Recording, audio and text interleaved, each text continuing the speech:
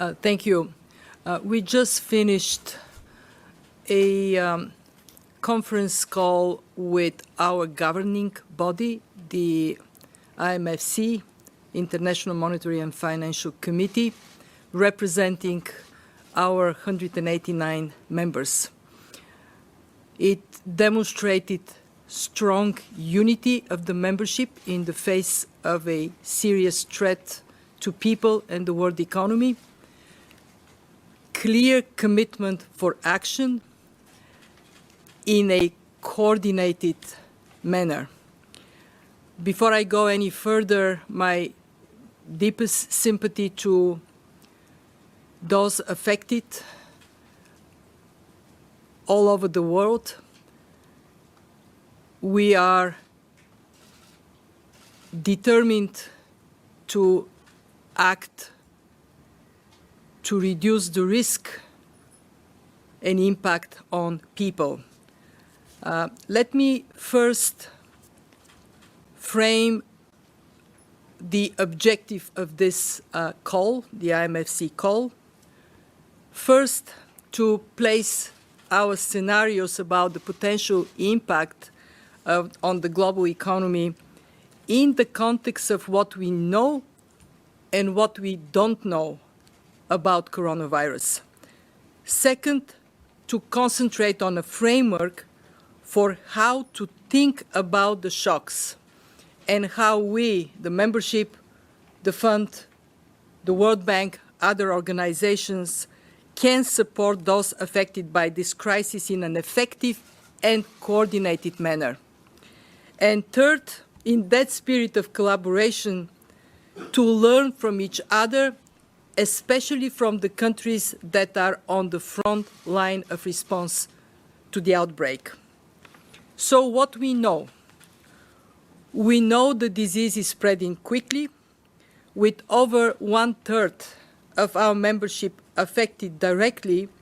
This is no longer a regional issue. It is a global problem calling for a global response. We know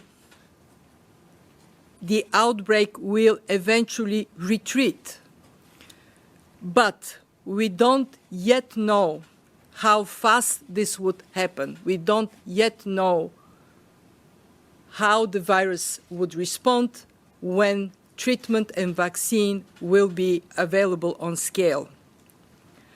We know the shock is somewhat unusual, as it affects significant elements of both supply and demand. Supply is disrupted due to morbidity and mortality, but also the containment efforts that restrict mobility and the higher costs of doing business due to restricted supply chains and the tightening of credit. Demand is also falling due to higher uncertainty, increased precautionary behavior, containment efforts, and rising financial costs that reduce the ability to spend. And these effects spill over across borders. What we know from experience in similar crises is that about 1/3 of the economic losses from the disease will be direct costs from loss of life, workplace closures, and quarantines. The remaining 2/3 will be indirect, reflecting a retrenchment in consumer and business behavior and a tightening in financial markets. In other words, the impact of uncertainty. We also know that we have a sound financial system, much more resilient than it was before the global financial crisis. However, what we are wrestling with is uncertainty, and that defines our projections, which at this point lead us to state that global growth in 2020 will dip below its last year's levels, but how far it will fall and how long the impact would be is still difficult to predict. It would depend on the epidemic, and it would depend on the timeliness and effectiveness of our actions. And I want to focus on those. Number one priority in terms of fiscal response is ensuring frontline health-related spending to protect people's well-being, to take care of the sick, and slow the spread of the virus. I cannot emphasize enough how urgent it is for authorities to lean forward in funding outbreak-related health spending, and the need to match demand with supply of the necessary protective and treatment health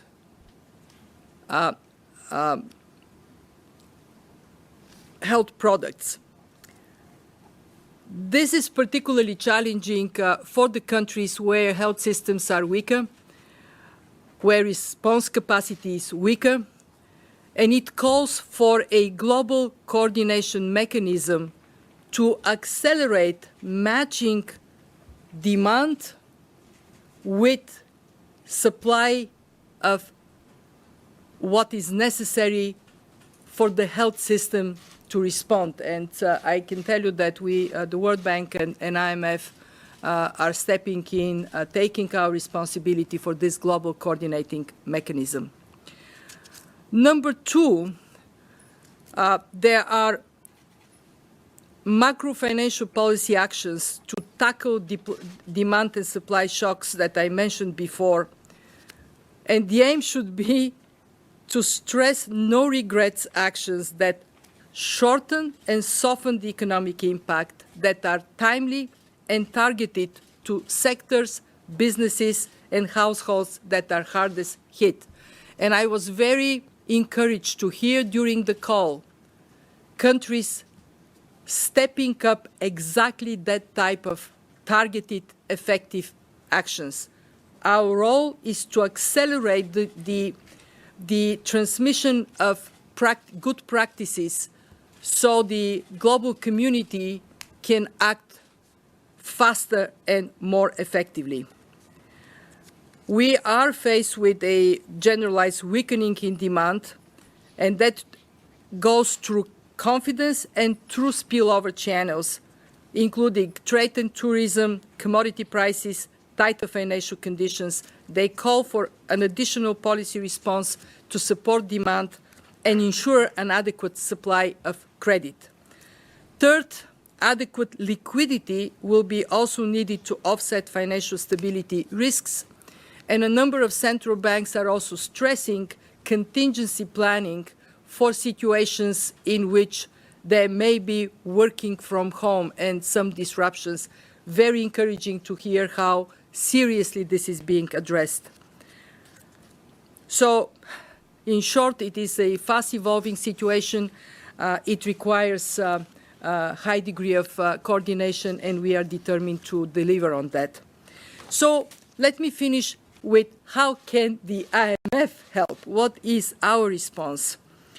We can be a force of support for our members at risk, those with weak health systems, inadequate policy space, to commodity exporters that are exposed to terms of trade shocks, and to others that are particularly vulnerable to spillover impacts. And I can tell you, both David Malpass and I are particularly concerned about our low-income, most vulnerable members.